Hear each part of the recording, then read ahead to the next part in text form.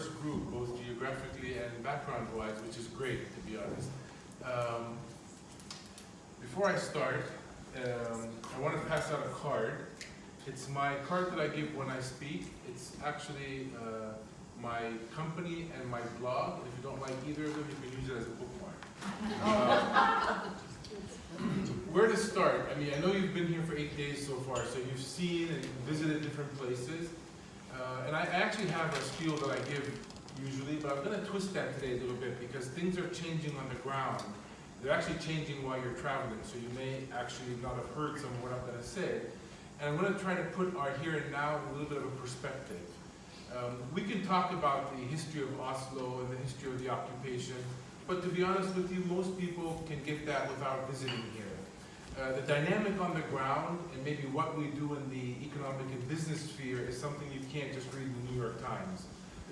Unless you read the New York Times tomorrow, because I was interviewed.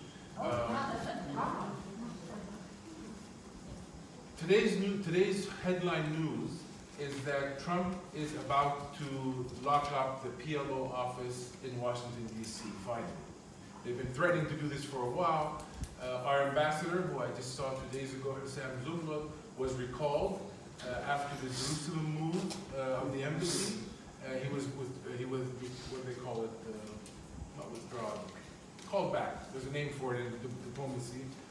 And he was brought back to Palestine, and he's been here now for like 2 months, waiting to see what's going to happen politically. While he's here, the office that he serves in Washington is about to be actually boarded up. This is part of a systematic plan, as we are now putting the pieces together, that the Trump administration, I don't say Trump, because Trump is driving us crazy with tweets. I mean, I was in the States last month. I couldn't wait to leave, to be honest with you. Waking up every morning and just following the next tweet and the next story is mind-boggling. I want to respect my intelligence a little more than tweet-level intelligence, and assume that there is a administration. They're like-minded. He's the face of it, but there's people behind the scenes who know exactly what they're doing. In this issue, they have 3 names: Jared Kushner, Jason Greenblatt, and Friedman.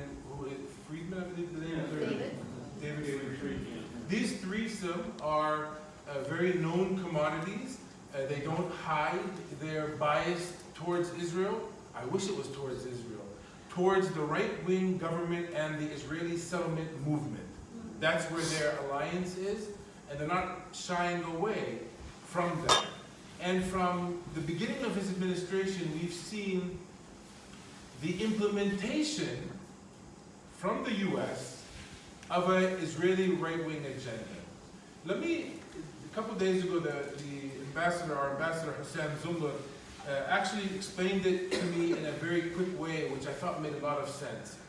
And this is just to put it a little bit in historic perspective. If you recall, prior to the Oslo peace process, there was something called the Madrid Conference. That's the first time that 2 parties came and started talking together. At that point, it was as if the Palestinians entered the Madrid Conference telling the U.S., we trust you. We're going to allow you to play the judge. Come hear how we discuss, and we have faith that you have a value system of right and wrong good enough to be able to call the shot. And we're not scared if you call it, because if you see what's happening, common sense would say you would do the right thing. So the U.S. played the role of the judge during that period. As we all know, as that was going on, that Madrid peace conference, there was a hidden Oslo peace process that was happening behind the scenes, and the Israeli side saw how we interacted for the first time in a constructive way with the U.S., giving them a role of a judge in our analogy. And they did their work in Oslo. They basically converted the U.S. from being the judge to being Israel's attorney during the process of Oslo. So they basically hijacked the U.S. apparatus and basically said, we have some red lines as Israelis, and if you want to play a role in the U.S., you have to go represent those red lines to the Palestinian side. Get them to say, they agree with our red lines. Throughout the entire process of the Oslo Accords, it's 20 years, and specifically in Camp David, and this was actually written by the memoirs of the people who were at Camp David in the year 2000, they were saying that the US side, I mean, there's three cabins, right? The Palestinians are in a cabin, the Israelis are in a cabin, and the US is in a cabin. The US side would go to the Israeli side, get all the red lines, and come beg the Palestinian side to accept it. And when the Palestinian side said no, they would say, here's some money, here's some freebies, here's some other things. One of those affected me personally, I'll get to in a second.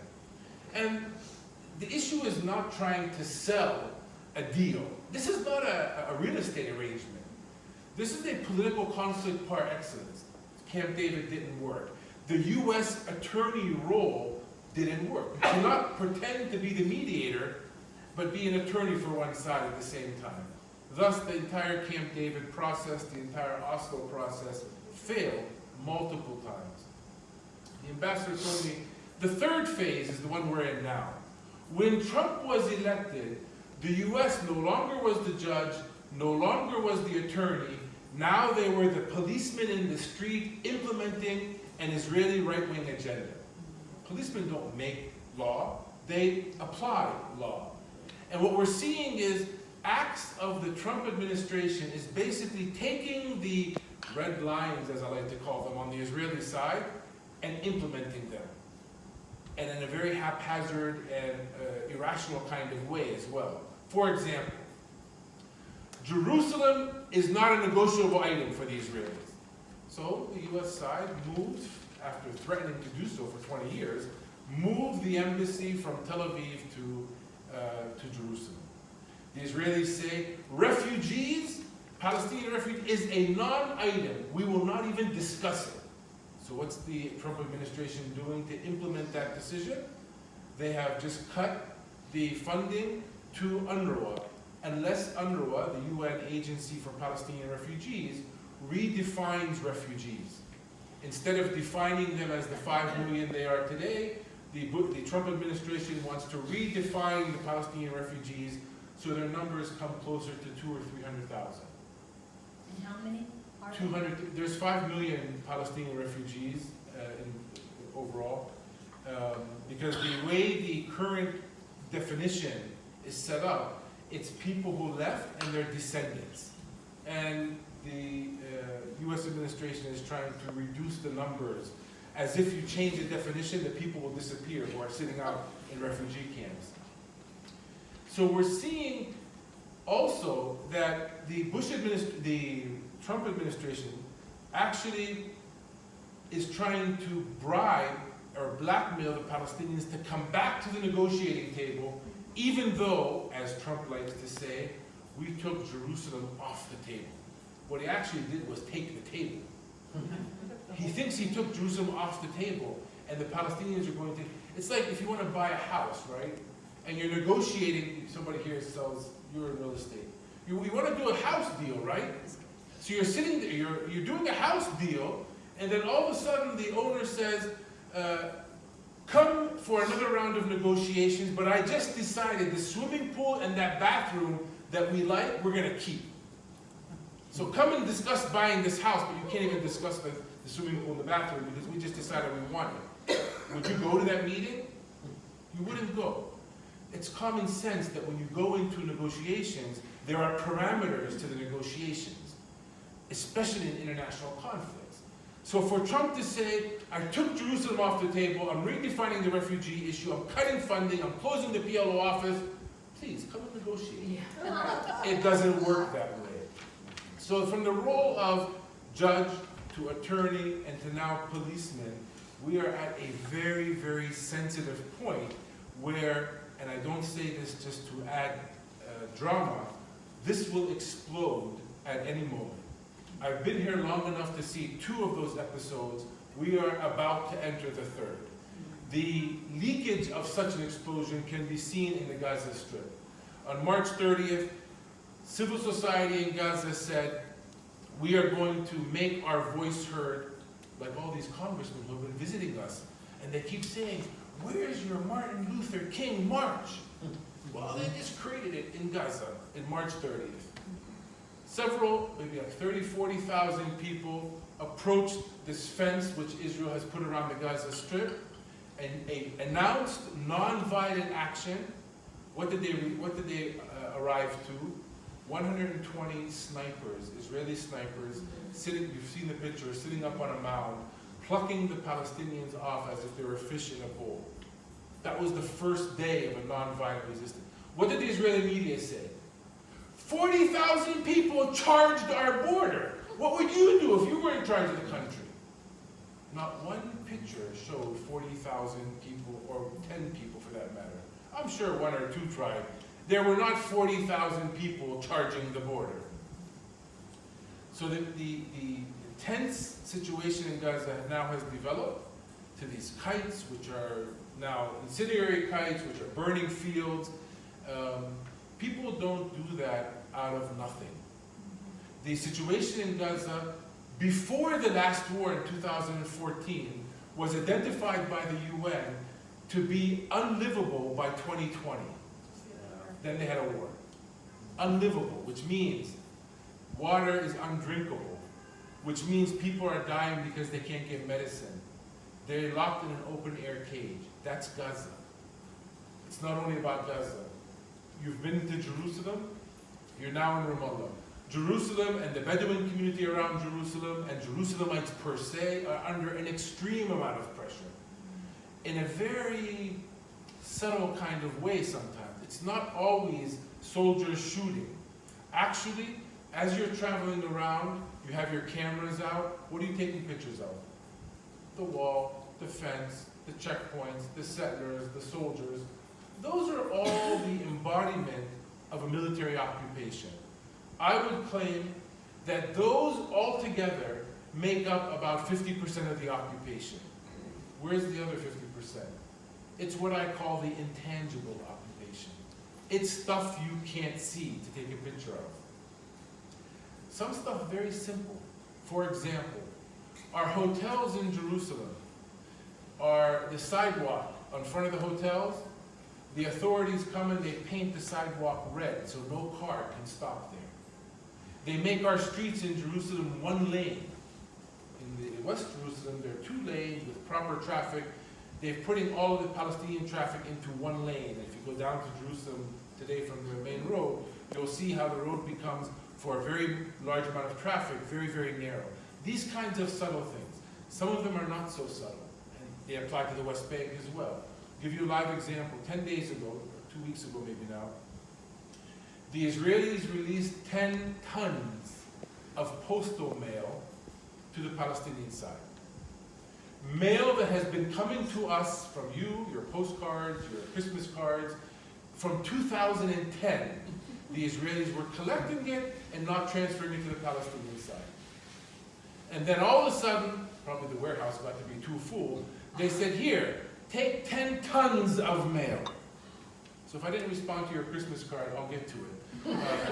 It may come 10 years late, but it'll come. Why do they do that?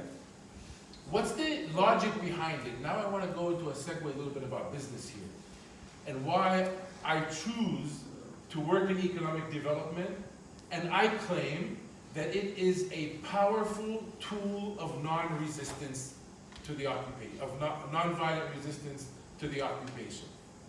When you send me a postcard, you put for the sake of our discussion, your $1 stamp on the card. How does the world work? There's something called the International Postal Union. It's part of the UN. That International Postal Union, who are the members? All the states.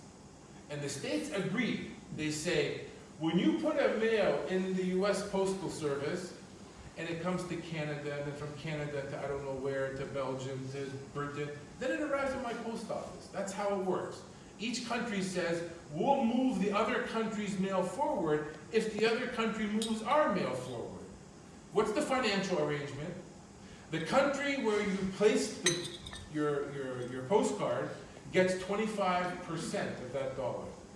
The country receiving the mail gets 75%. Why? Because the country receiving it has to distribute it. They need cars and mailmen, and so they get the bulk of it.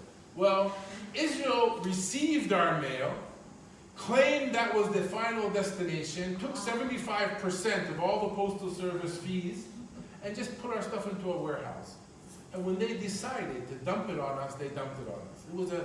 I saw the picture of the mail room when this came. It was catastrophic. One tiny sliver of the invisible occupation. Let me give you another one. When I left Youngstown, Ohio, as was said, I relocated here at the Oslo Peace Accords time. I came back for a specific reason. Inside the Oslo Peace Accords, there was a section which said the Palestinian side has the right to build, operate, and maintain separate and independent telecommunication networks. Separate and independent. Those are pretty powerful words. You know, I wasn't for the agreement. I thought the agreement was a mess. But I told my wife, why would they use the words separate and independent if we were not heading to statehood? So we picked up with our child, came here, and I was hired with one other person to put together the Palestine Telecommunications Company. And when we did that, I had to read all the fine print in that agreement. And the agreement said, you guys know how these things work, right? I see some gray hair, so let me explain this slowly. There are no wires connected to your mobile phone, right? How do these work? Frequencies. Technically, they're called electromagnetic spectrum, airwaves. And the Israeli side said you have the right to build a mobile network, but the airwaves above your head, they remain in total Israeli control. So you come to us, you Palestinians come to the Israeli side, and you make a request for access to frequencies. And we decide, Israelis, if we give it to you or not. Long story, we made a request. We did a study. We needed, let's think of airwaves as lanes of a highway in the air. We needed 6 lanes of frequency to build a proper network. Proper in business means the cheapest. And we went to the Israeli side, we took them this big report, they took it. 1 year later, they came back. 1 year later, time is a weapon, whether it's in postal service delivery or it's in approvals of frequency. Time is a very sharp weapon in this conflict. They came back 1 year later and said, sure, you can have frequencies, but you can't have the 6 you asked for. You can have 2.5 lanes. And the half is going to be shared by Israeli companies so they can provide services to the settlements. What did that mean to us? We're a business. We wanted to, you know those towers, someone mentioned towers. We were going to build a tower here and a tower here and connect them with 6 lanes of frequency. That's what the engineers told us would be the most optimal. When they said you could only have 2.5 lanes, it meant we had to build an additional tower here, here, and here, and connect them with the lower amount of frequency. Every time I say the word tower, think $500,000 across the entire West Bank. We paid out of our ears due to an Israeli administrative decision not to give us access to our frequencies. One other example. You've already heard about areas A, B, and C, right? Area C being in full Israeli control. Also, Area C being 62% of the West Bank. It's kind of like Area C is the carpet. Area A, where the Palestinians live, are these metal things and the tape. They're islands.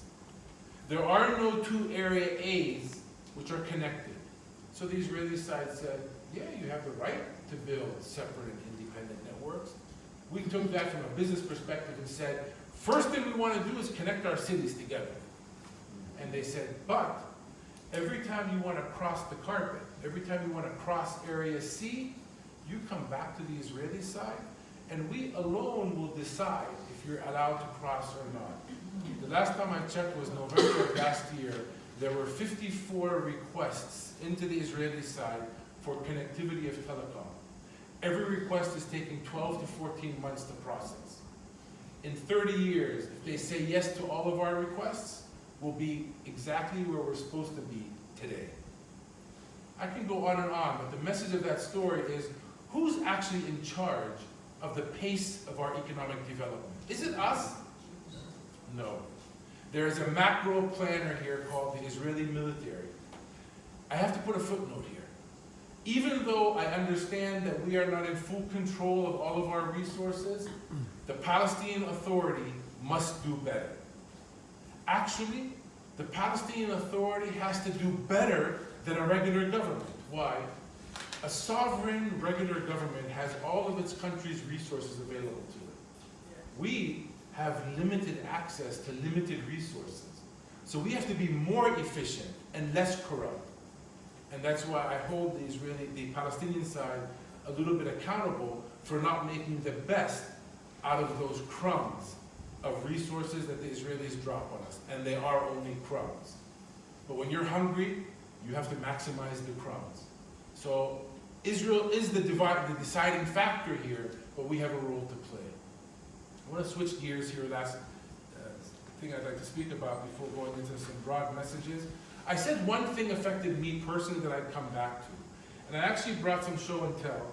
My younger daughter says, don't do this, you look like a 5-year-old, but I do it anyway. And I brought this to show you that I'm a US citizen just like you. This is my old passport, so it's punched out.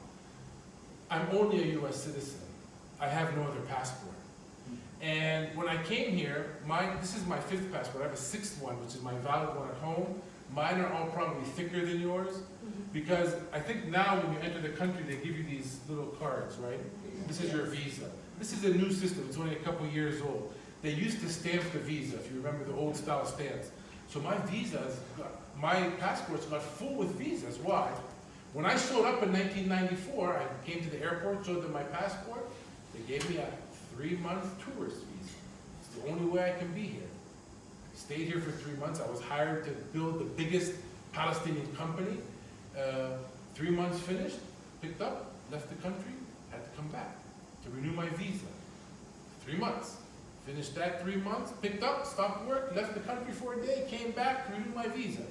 I did that for 15 years. Wow. We don't always get 3 months. Sometimes they scratch out 3 months. Here's one they scratched out, and they put 1 month or 2 months. Once my dad and I were coming in from Jordan, they scratched out 3 months and put 2 days. Oh. We came home, had a beautiful dinner, slept, got up, went back to Jordan, turned around, came back and got 3 months.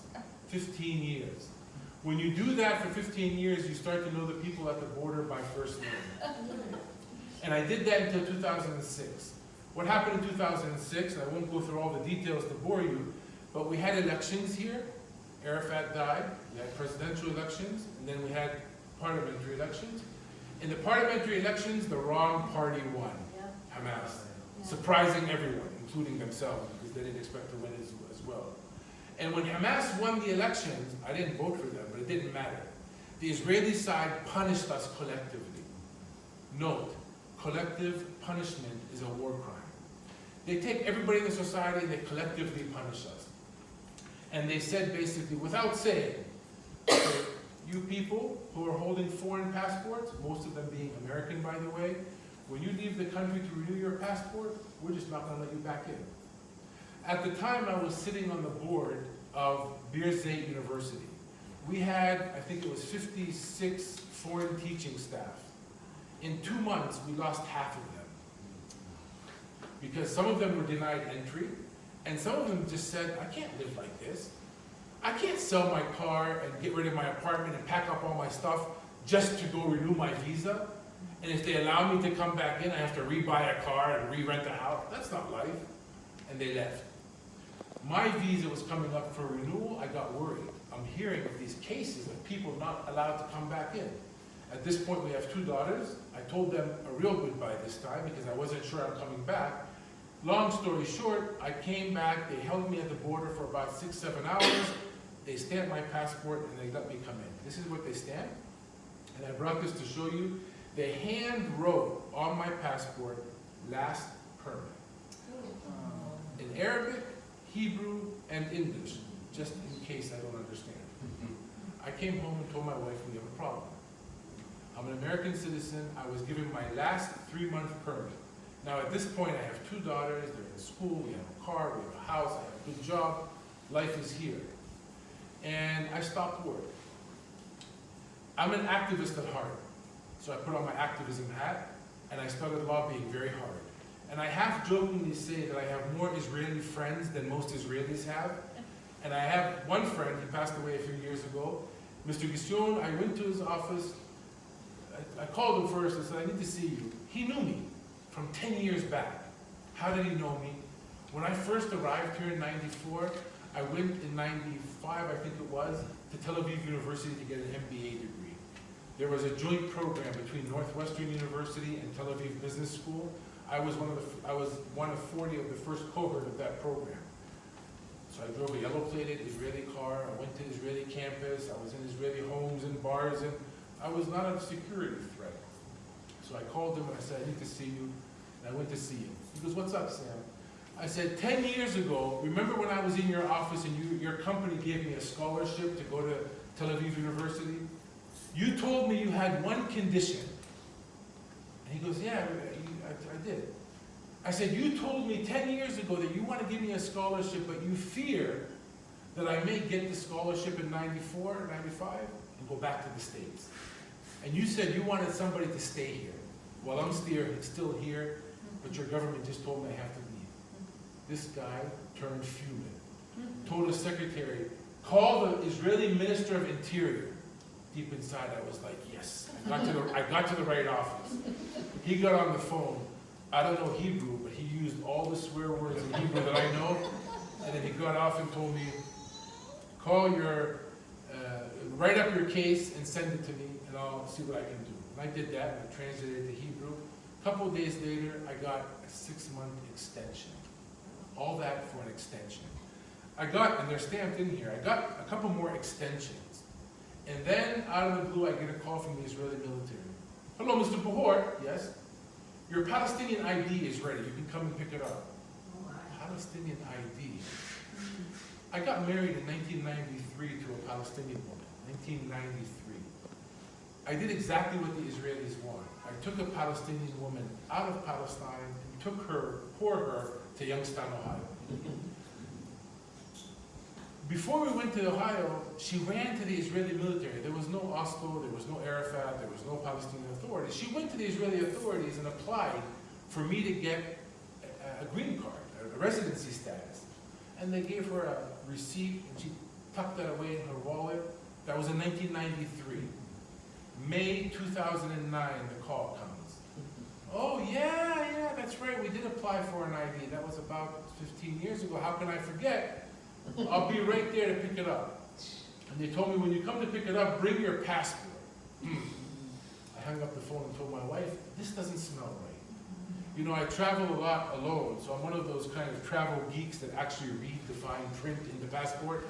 And that fine print says, these are not ours. These are Department of State property. It's not mine to give to anybody.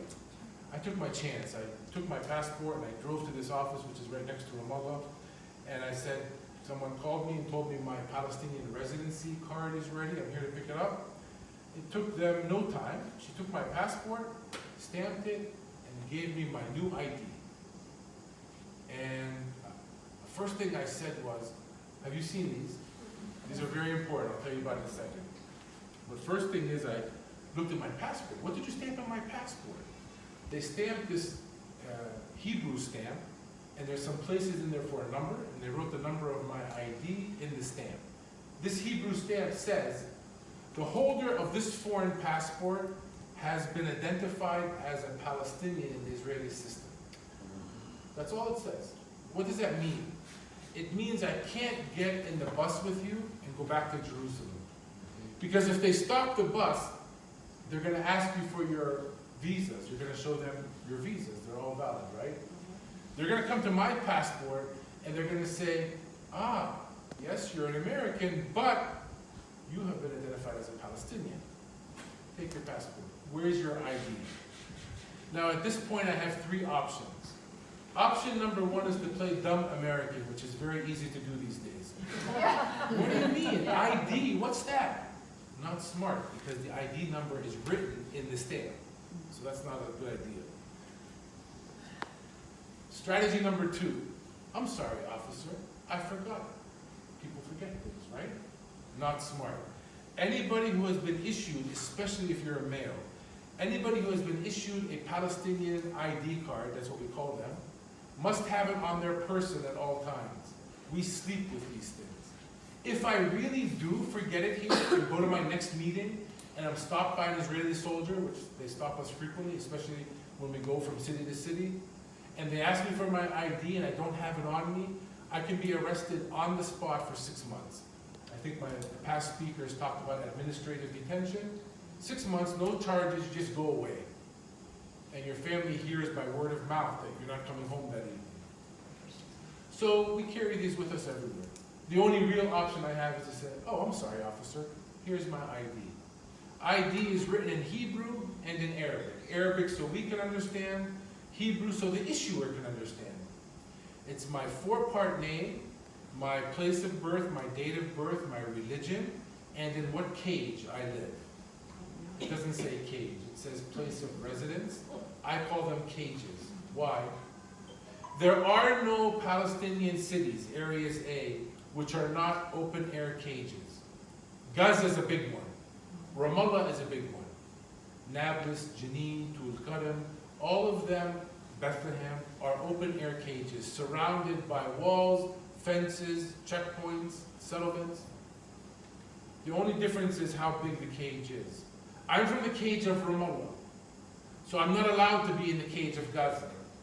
I'm not allowed to be in the cage of East Jerusalem, even though those two areas are equally occupied. Up until recently, I wasn't allowed in the 40% of the Jordan Valley. So with this, they control our lives. If you want to go to Bethlehem from this hotel, you get in the car, you go south, you cross Jerusalem, you're in Bethlehem. It's about a 20-minute drive. Now that I am a Palestinian ID holder, remember, I'm still a U.S. citizen. This is not a citizenship. This is a residency card, something very lower than a citizenship. If I want to now go to Bethlehem, what do? I drive south just like you, but when I get to the checkpoint, I'm not allowed to cross it. So I take a left, and I go all the way down to the Jordan Valley. Then I take a right, and I drive the Jordan Valley all the way to Malay Adumim settlement, and then I take a right again, and I go up a very, very treacherous road. We call it the Valley of Fire, to come into Bethlehem from the backside. That takes about an hour and 45 minutes. There's 3 checkpoints along the way. Any of them can turn me back. From an economic perspective, 20 minutes versus an hour and 45 minutes. What's better for our economy? Hour and 45 minutes. Because when I go the 20-minute drive, that's a quick ride. When I go the hour and 45-minute ride, I'm a big guy. I take 2 Coca-Colas, 4 falafel sandwiches. There's a longer asphalt. There's much more lighting on the road. That's all great. If you measure our economy via GDP. What's GDP? What the society spends. Well, we're spending out of our ears, building towers that we don't need, traveling an hour and a half longer than we actually have to. You can't use tools that were made to measure sovereign countries to measure occupied countries or economies. So it's misleading to say, but Palestinians, what are you complaining about? Your GDP is growing. You should be happy. No, I'm sorry. We're paying out of our ears and our quality of life is collapsing. So we can't measure our economy like we measure other economies of how much we spend. That intangible occupation forces us to spend out of our ears just to live here. I can go on and on. With a permit, with an ID, how do I get to Jerusalem? I need a permit. You've seen permits? This is a permit.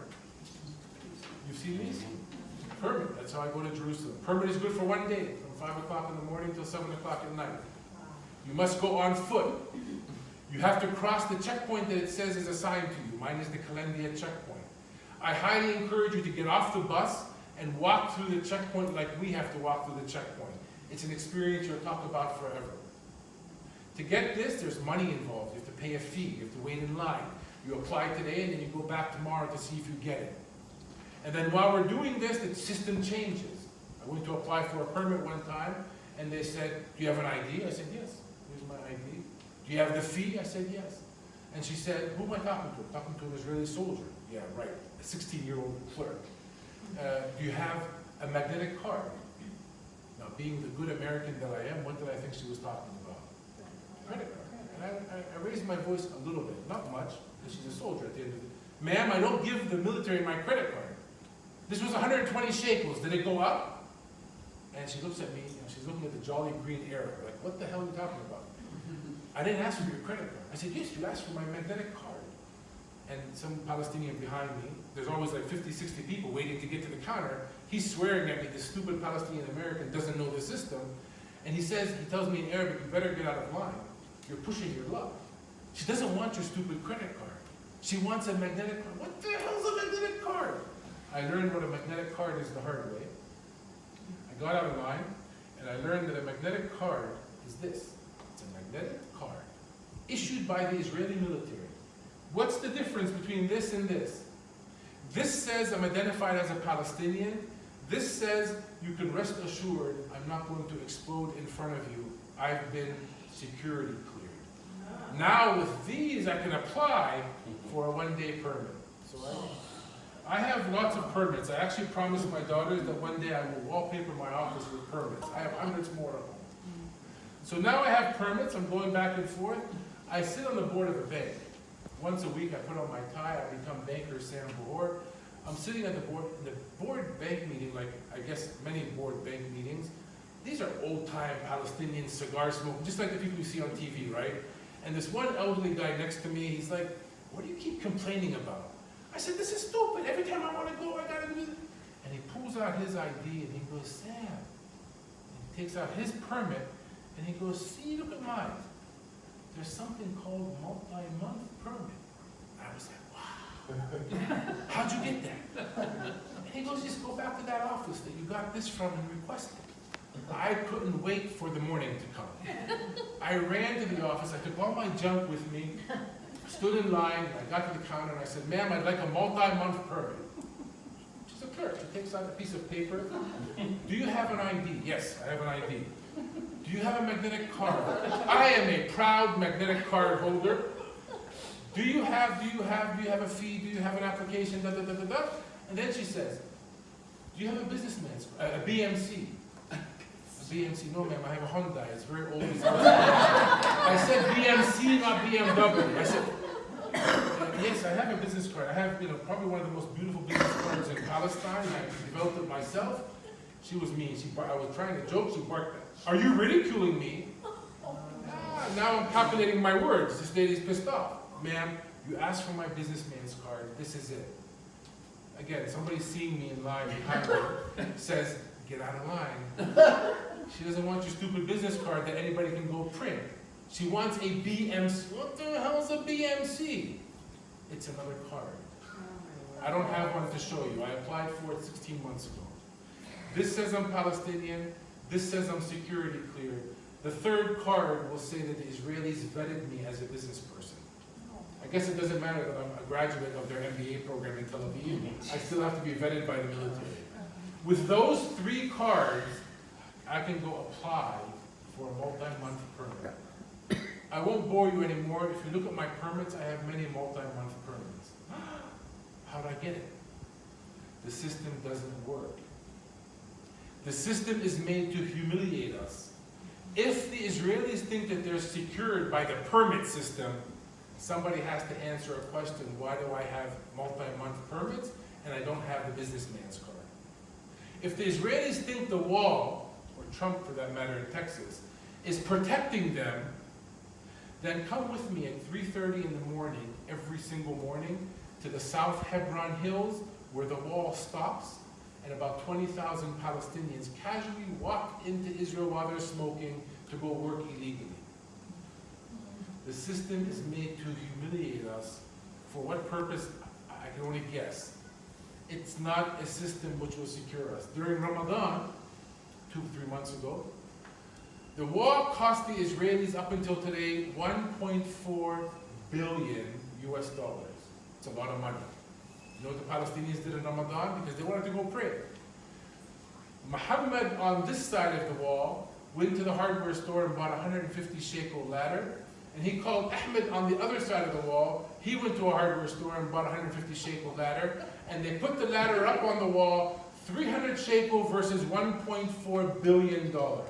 I have that picture on my Facebook page if you look at it. And I use it a lot in front of the Israelis. I want to end. Where am I going? I can talk about the restrictions for a very long time. Where we're heading with this story. And you're going to travel, and you're going to hear more stories and more of the restrictions. And I want to end by saying a little story that my daughter told me. I have two daughters, as I said. One of them just graduated from MIT, and she's working in Boston. And I just delivered the second one to Harvard last month. Wow. And when the first daughter was about to go to the States, we were proud. MIT is a big thing. And before she left, I told her, bring some of your high school graduates home. I write frequently. My blog, you'll see my writings. But I got bored of writing. I was writing, I was pulling articles that I wrote 10 years ago and just changing the names and the dates, and it was working perfectly. That's kind of boring. So I told her, I want to write an article about the younger generation. What are you guys thinking? So they came home, we got a pizza.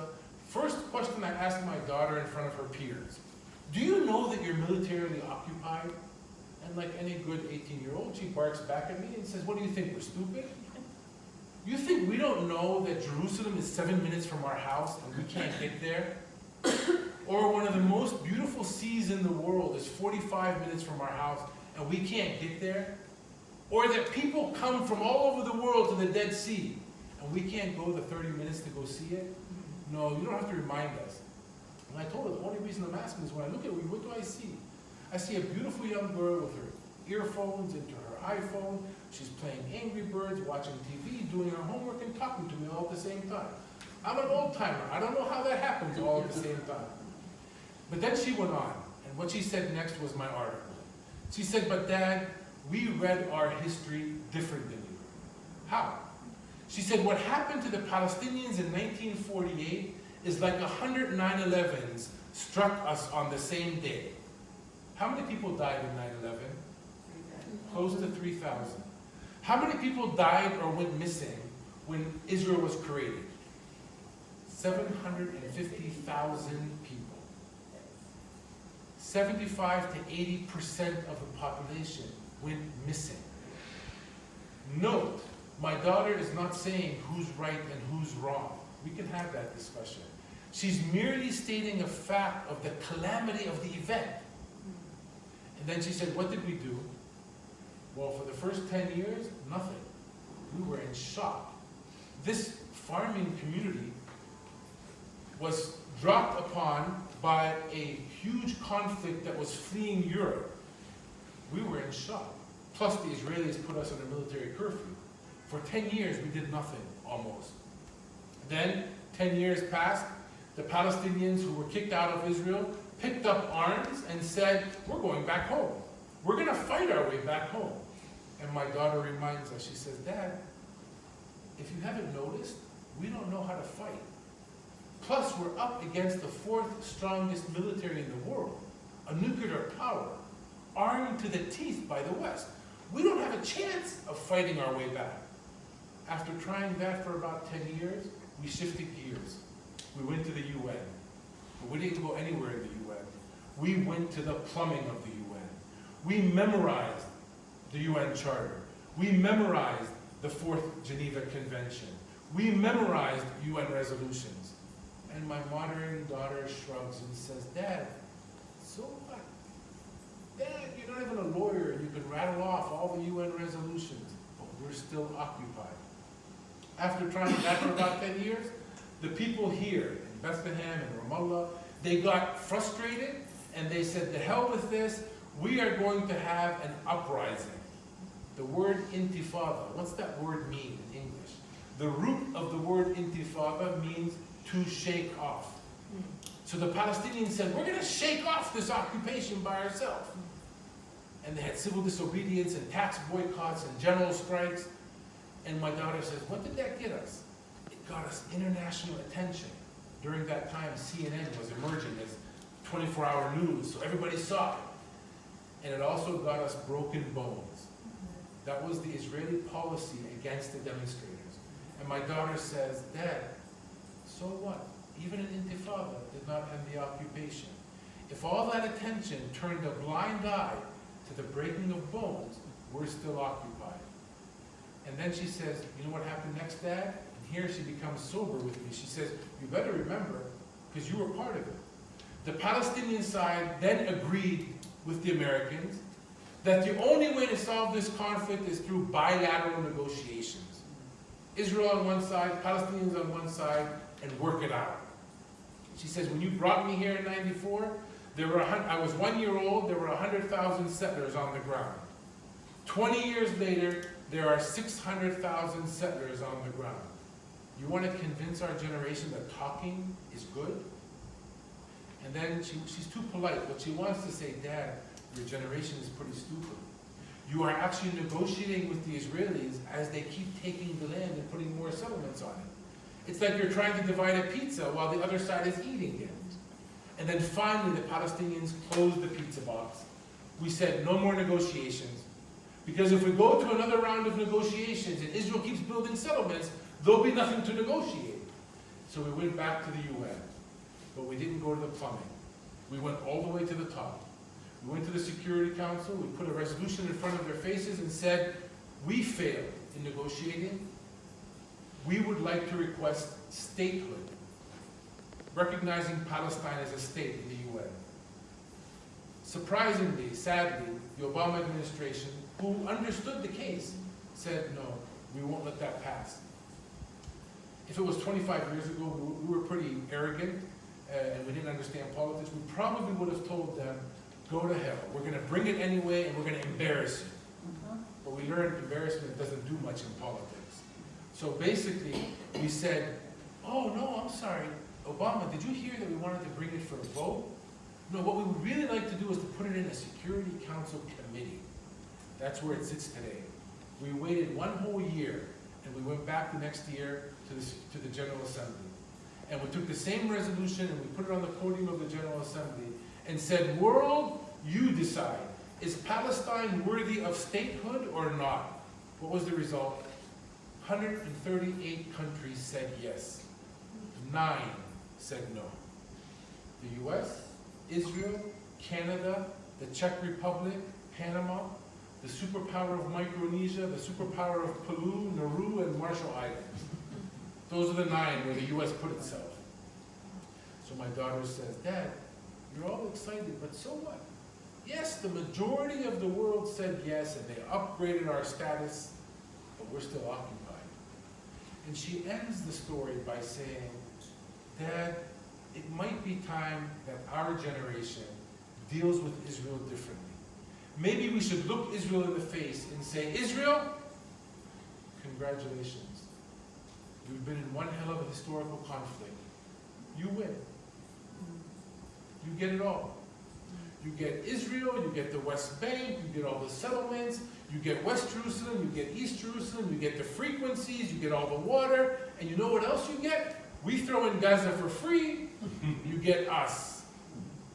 Now, we heard you have free health care in Israel. Where do we pick up our medical cards? And we want some of that free education too. What the younger generation that you see in the streets today are standing at is a fork in the road. They either keep pounding their head like we are against the wall, trying to get statehood achieved so we can live in 2 states forever, or they come to the conclusion we may be just too weak to create a state and convert this to a civil rights struggle. Trump needs to understand that Israel cannot live in the civil rights option. Also, he needs to understand Palestinians are not going to vaporize and disappear. It's either statehood and a 2-state solution is made into reality, or we drop statehood and this converts into a full-scale apartheid-style struggle, and it will end the way apartheid ended. And I'm not sure Israel can swallow that. Other than that, everything is great. I'll stop here.